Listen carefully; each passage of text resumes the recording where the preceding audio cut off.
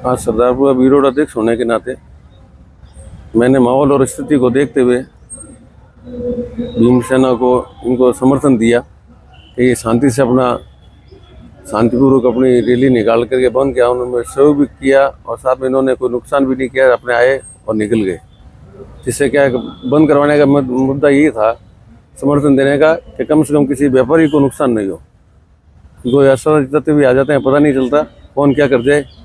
प्रशासन पूरी पकड़ रखा था इन्होंने, प्रशासन ने भी पूरी इमदाद के साथ में सरदारपुरा को भी पैक कर रखा था, जालूपेट चौराहे को भी कर रखा था। ये शांतिपूर्ण रहा है अभी तो पूरा, और ये कलेक्टर ज्ञापन देने पहुंच गए। जो पूर्व में हम लोगों ने व्यवस्थाएं की थी उसी के मुताबिक सारा कार्रवाई हुई। पौन बजे से पहले ये लोग कलेक्ट्रेट के मेन गेट पे आ गए हैं।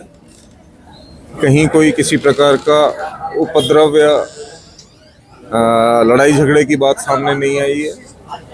जो भी कुछ हुआ पूरी तरह से शांतिपूर्वक हुआ। मैं आयोजकों को भी इस बात की बधाई देता हूं कि उन्होंने अपने कार्डर्स को कंट्रोल में रखा और जो उनसे अपेक्षित सहयोग था उन्होंने पुलिस और प्रशासन को अपेक्षित सहयोग दिया। व्यापारिक संगठनों ने भी इस बार हाँ, व्यापारिक संगठनों ने स्वेच्छा से इन लोगों से कहा था कि हम 1 बजे तक बंद रखेंगे, उसके बाद हम लोग दुकानें खोलेंगे। तो उन्होंने भी अपना जो उनका कमिटमेंट था उन्होंने भी पूरा किया और किसी प्रकार की कोई अप्रिय घटना सामने नहीं आई। पुलिस प्रशासन का तो जो रोल रहता है वो तो हमेशा रहता ही है। पूरी पूर्व तैयारियां की जाती हैं, मौके पे लोगों से संपर्क करके उनको बताया जाता है क्या किया जाना चाहिए, क्या नहीं किया जाना चाहिए। इस मामले में हमारे जो उत्तर प्रशासन के लोगों ने भी हमारा बहुत सहयोग किया, उनको भी बहुत बहुत धन्यवाद इस बात के लिए। और आज आपने बंद का आह्वान किया, कैसा रहा? बिल्कुल शानदार तरीके से पूरा संपूर्ण जोधपुर बंद रहा। इसमें हमारा व्यापारी संघ का भी बहुत अच्छा योगदान रहा और प्रशासन का भी बहुत योगदान रहा। बहुत शांति से जो हमने बंद को सफल बनाया है। और जो ये वर्गीकरण के मामले को लेकर जब तक हम नहीं रुकेंगे, जब तक हम ये सुप्रीम कोर्ट इस वर्गीकरण मामले को वापस नहीं लेती है। तो आज आपने क्या किया?